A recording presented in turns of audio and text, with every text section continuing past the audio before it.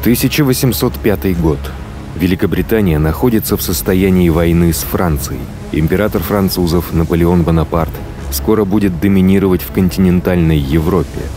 Но на море господствует Королевский военно-морской флот Великобритании. В том же году Наполеон одерживает одну из своих величайших побед над русскими и австрийцами при Аустерлице.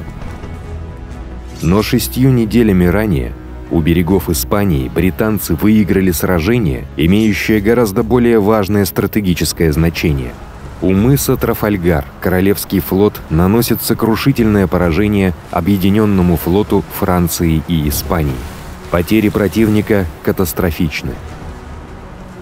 До конца войны превосходство британского флота уже не будет оспариваться.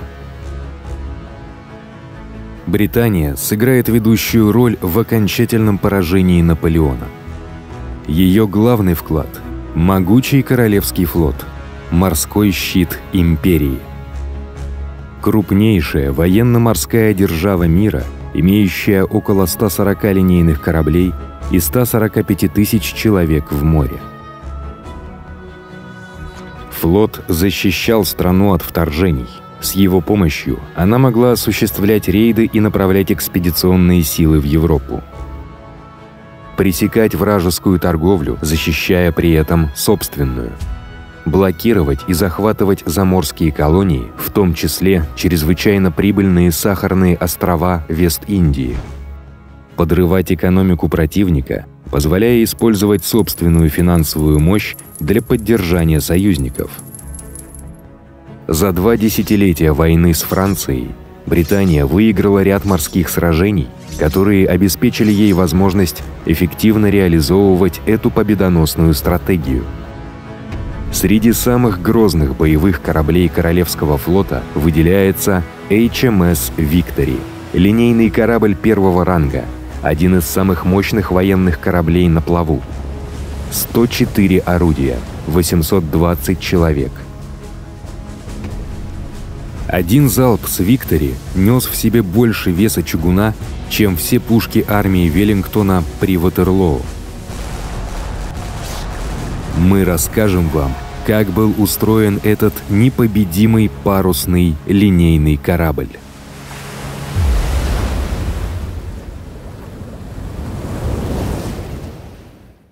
Сегодня HMS Victory стоит в сухом доке в Портсмуте, на южном побережье Англии. Знаменитая достопримечательность и самый старый в мире военный корабль, введенный в эксплуатацию. Это удивительный представитель ушедшего мира парусных военно-морских кораблей и противостояния между великими европейскими империями.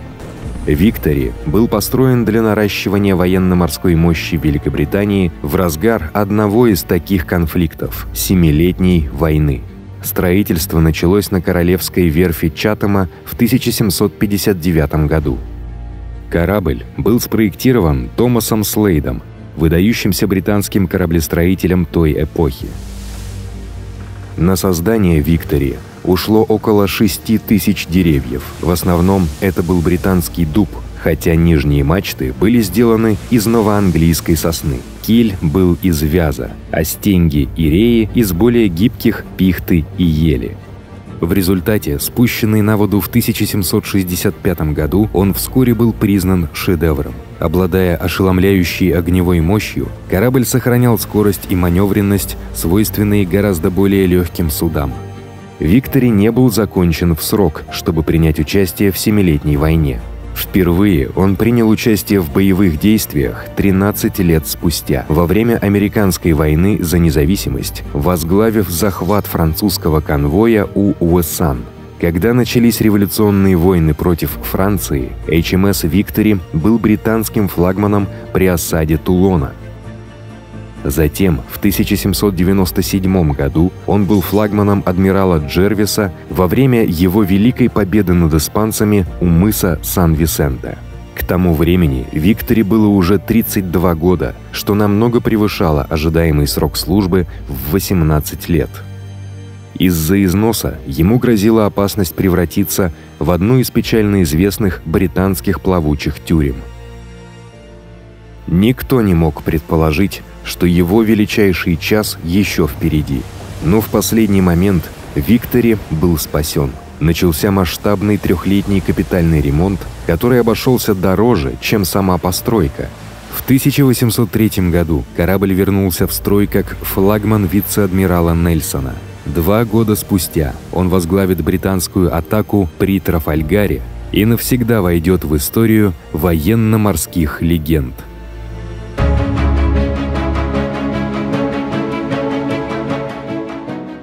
К наполеоновским войнам линейный корабль первого ранга был самым большим и совершенным военным оружием в мире.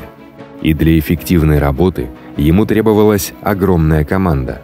В 1805 году на корабле «Виктори» служило около 820 человек, каждый из которых выполнял свою роль: адмирал флота и капитан корабля, офицеры флота и морской пехоты, мичманы, уоррент-офицеры, писари и стюарды, старшины и их помощники, опытные и рядовые матросы, новобранцы, королевские морские пехотинцы и юнги.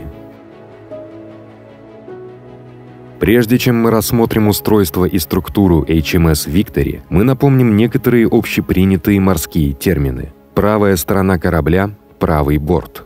Левая сторона корабля – левый борт.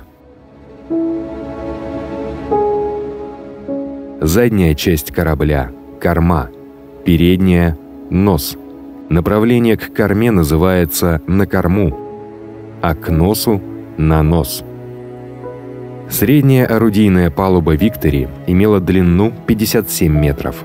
Верхняя часть грот-мачты находилась на высоте 62 метра над ватерлинией. Максимальная скорость «Виктори» составляла 10 узлов или 18,5 км в час. Очень быстро для корабля такого размера. В 1780 году на корабле появилось последнее новшество британского флота – медная обшивка корпуса. Она защищала корпус от корабельных червей, болянусов и сорняков, сохраняя его прочным и обтекаемым.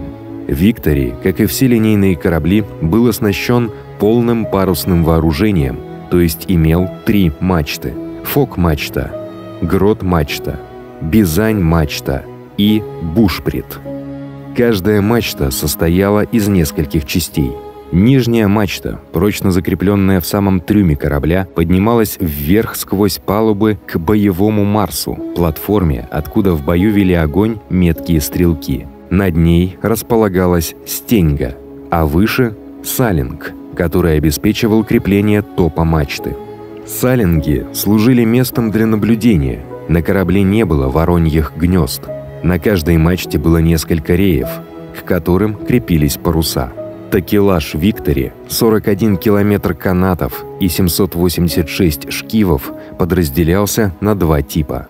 Стоячий такелаж обеспечивал прочность мачт. Форштаги и ахтерштаги обеспечивали устойчивость мачт за счет давления с носа и кормы. Ванты поддерживали мачты по бокам, а по их канатным ступеням, называемым выблинками, можно было подниматься на мачты.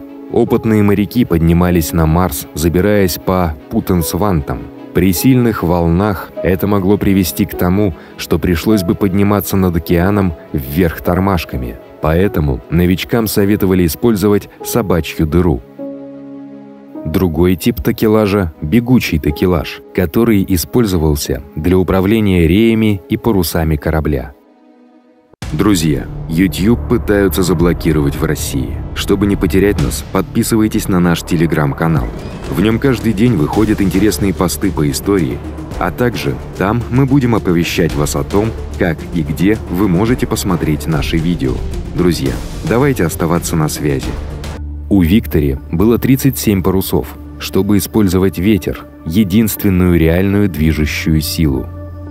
Их общая площадь составляла 5500 квадратных метров, размером с футбольное поле, однако не все паруса можно было установить одновременно. Кроме того, больше парусов не обязательно означало большую скорость. Большие прямые паруса включали в себя фок, фор-марсель и фор-брамсель. На грот-мачте грот, грот Марсель и грот Брамсель. На Бизань-мачте располагался кормовой косой четырехугольный парус, известный как контр-Бизань, а также крюйс-Марсель и крюйс-Брамсель. Бушприт мог нести несколько косых парусов, чаще всего кливер и летучий кливер. Также можно было установить еще 11 косых парусов, известных как стаксели. Верхняя палуба «Виктори» на самом деле состояла из нескольких палуб: полубак, шкафут, шканцы и полуют. Полубак – название, которое происходит от голландского «бакборд», что означает «сторону за спиной рулевого». На полубаке размещался судовой колокол – важный корабельный инструмент, в который регулярно звонили днем и ночью, чтобы обозначить смену вахты. Здесь же находились две 12-фунтовые пушки. Все орудия этого периода назывались по весу снаряда, которым они стреляли. Так, 12-фунтовые пушки стреляли цельным чугунным шаром, который весил 12 фунтов, примерно как шар для боулинга. На полубаке также были установлены две 68-фунтовые коронады. Британское новшество – короткие крупнокалиберные орудия, грозные в ближнем бою, но не отличавшиеся дальнобойностью и точностью. Кневдигет обеспечивал доступ к бушприту и гальюну, 6 наружным туалетам для нескольких сотен матросов и морских пехотинцев, откуда слив шел прямо в море. На шкафуте размещались 4 из 6 шлюпок «Виктори». Все крупные корабли несли несколько таких лодок. Они были необходимы для переправки людей и припасов с корабля на корабль и на берег, маневрирования при неблагоприятном ветре и проведения десантных операций. На шканцах располагался командный центр HMS «Виктори», где находилось в общей сложности 12 12-фунтовых орудий. Отсюда корабль управлялся с помощью штурвала. За это отвечал один из 8 квартирмейстеров корабля, которому помогали его помощники. Корабельный штурвал был соединен тросами с румпелем, расположенным 3 палубами ниже, а тот, в свою очередь, был соединен с пером руля. В Нактоузе, расположенном прямо перед штурвалом, находились компасы и лампа, с помощью которой можно было видеть их в любое время суток. Каюты секретаря капитана и мастера корабля располагались по обе стороны от штурвала. Каждый из них делил свою маленькую комнату с 12-фунтовым орудием. В кормовой части верхней палубы располагалась капитанская каюта, включавшая в себя столовую, спальню и дневной кабинет на самой корме корабля. Все они делили пространство с 4 12-фунтовыми пушками. У капитана также был личный туалет, известный как кормовая галерея. Над капитанской каютой располагался полуют, обеспечивающий хороший обзор и доступ к Бизань-мачте. Здесь же находился сигнальный ящик, где хранились сигнальные флажки, используемые для связи с другими кораблями и берегом. Система сигналов Королевского флота была недавно пересмотрена адмиралом Хау. Его система включала 14 флажков, которые можно было располагать в различных комбинациях, чтобы передать 340 сообщений. Для привлечения внимания можно было выстрелить из пушки. Ночью сигналы подавались заранее согласованными комбинациями выстрелов, цветных фейерверков и ракет. Линейный корабль наполеоновской эпохи был по сути гигантской плавучей орудийной батареей, предназначенной для уничтожения вражеских кораблей и прибрежных объектов. На 3 самых больших палубах «Виктори» находились пушки, о чем свидетельствуют их названия – верхняя, средняя и нижняя батарейные палубы.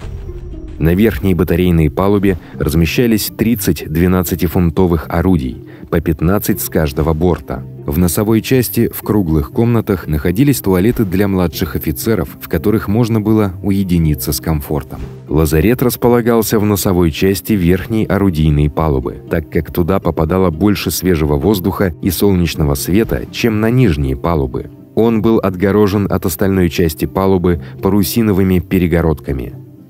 Здесь же, в своих гамаках, спали ассистенты врача. HMS Victory был кораблем первого ранга, под которым понимался корабль со 100 и более орудиями.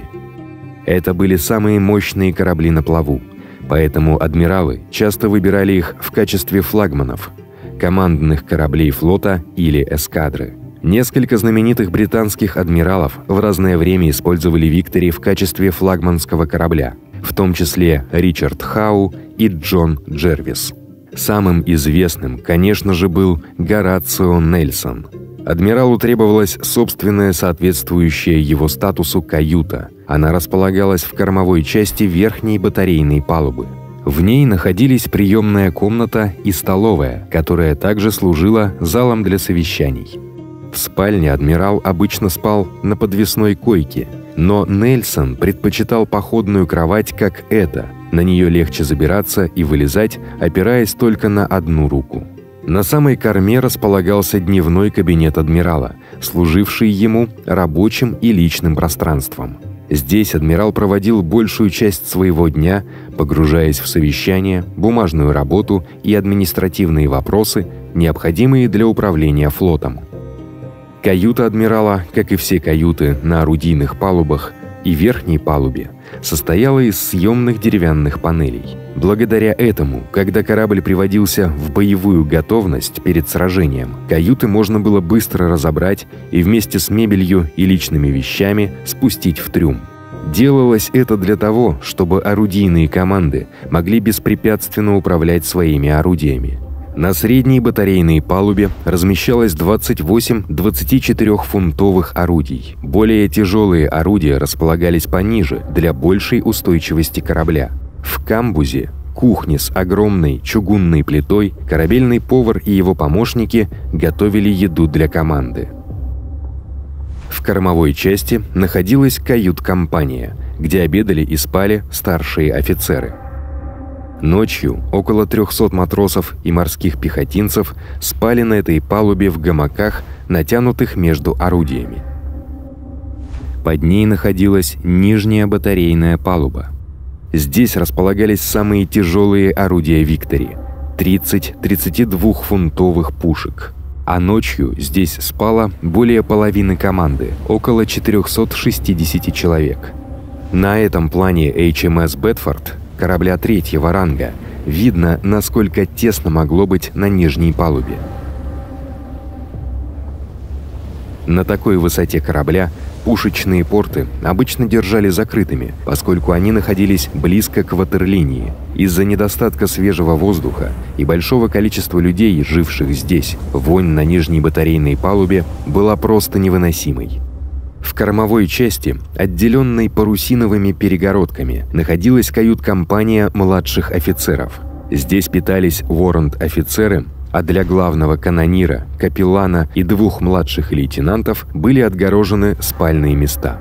В кают-компании находился румпель – большая деревянная балка, соединявшая перо руля с штурвалом посредством ряда тросов и шкивов. В настоящее время румпель не установлен, но полоса парусины указывает на его местоположение. Когда корабль поворачивал, балка проносилась через комнату, поэтому тем, кто обедал в кают-компании, следовало беречь голову.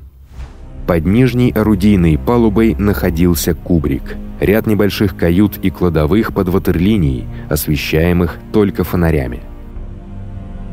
В носовой части находились кладовые и каюты для боцмана и плотника. Более открытое пространство у грот мачты называлось кокпитом, носовой и кормовой. Здесь размещались мичманы, а в бою это место становилось корабельной операционной. Во время Трафальгарской битвы, после того, как вице-адмирал Нельсон был ранен на шканцах французским снайпером, его спустили на кубрик. Врач Виктори не смог спасти его. Здесь он и умер. За кормовым кокпитом располагался ряд тесных помещений, включая личные кладовые капитана и его старшего помощника, комнату стюарда для выдачи пайков из трюма, каюту судового врача и склад медикаментов, а также ряд других кают и кладовых. В носовой и кормовой подвесных оружейных погребах хранились готовые снаряды для пушек, поступавшие из крюит-камеры. Кубрик был окружен проходом, известным как «галерея плотника», который обеспечивал плотнику и его подручным легкий доступ к корпусу корабля, чтобы заделать любые течи.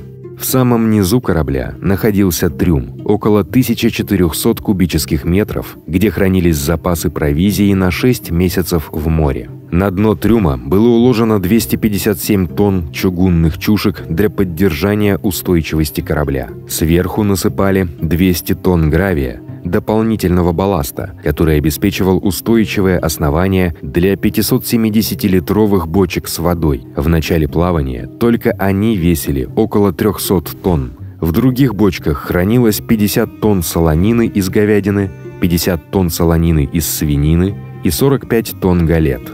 В различных складах внизу хранились мука, спирт, деготь и краска. В ящике для ядер хранилось 100 тонн снарядов. И, наконец, самая уязвимая часть корабля – крюит-камера, вмещающая до 35 тонн пороха в 784 бочках. Пожар здесь мог привести к взрыву, который уничтожил бы корабль и всех, кто находился на его борту.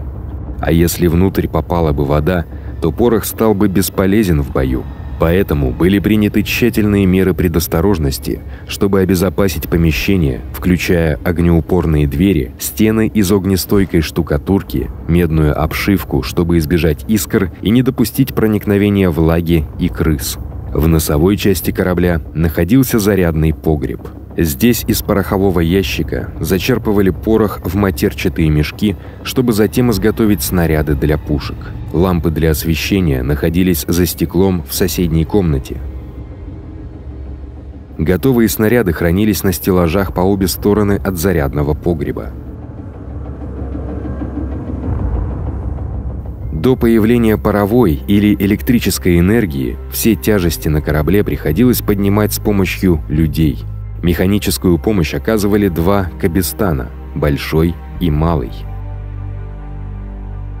Это были гигантские лебедки, расположенные по вертикали на средней и нижней батарейных палубах.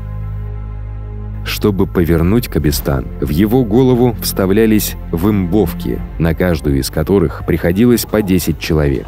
При использовании обеих палуб это означало, что 260 человек работали на кабестане при выполнении самых тяжелых работ, таких как подъем главного якоря или поднятие пушки. Работа часто сопровождалась песнями и топотом ног. Всего на борту «Виктори» было 7 якорей. Самый тяжелый, главный становой якорь, весивший 4 тонны, был установлен в носовой части правого борта. Малый становой якорь, расположенный по левому борту, был чуть меньше. Резервные и речные якоря, а также верпы использовались для удержания корабля на месте в небольших гаванях или при плохой погоде, а также для верпования. Все деревянные корабли дают течь в море, даже до того, как их корпуса будут пробиты пушечными ядрами или повреждены арифы. На «Викторе» было 4 Кеттонс-помпы, которые могли откачивать воду из корабля со скоростью примерно 5000 литров в минуту, около 300 канистр. Также на корабле имелись 2 трюмных насоса для закачки морской воды на корабль, для мытья и тушения пожаров.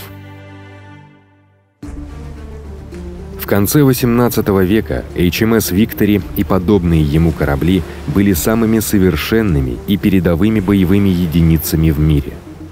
Огромные плавучие батареи, которые могли находиться в море по 6 и более месяцев и обогнуть весь земной шар. Они боролись за господство на морях, демонстрируя свою мощь в грандиозных морских сражениях. HMS «Виктори» символизировал эти устремления. Его достижения вошли в морскую историю. Но при всех достоинствах «Виктори» не конструкция корабля дала преимущество в морской войне, а люди, которые на ней служили. Офицеры и матросы были опытными, умелыми и решительными. В следующем видео мы расскажем о том, как моряки управляли и сражались на подобных кораблях, и как проходила их жизнь на борту. Спасибо за просмотр. Если вам понравилось это видео, пожалуйста, подпишитесь на наш канал, поставьте лайк и обязательно поделитесь им со своими друзьями. У нас есть телеграм-канал, группа ВКонтакте и Дзен. Ссылки будут в описании. Подписывайтесь, там мы будем выкладывать интересные материалы по истории, а также сообщать о выходе новых роликов.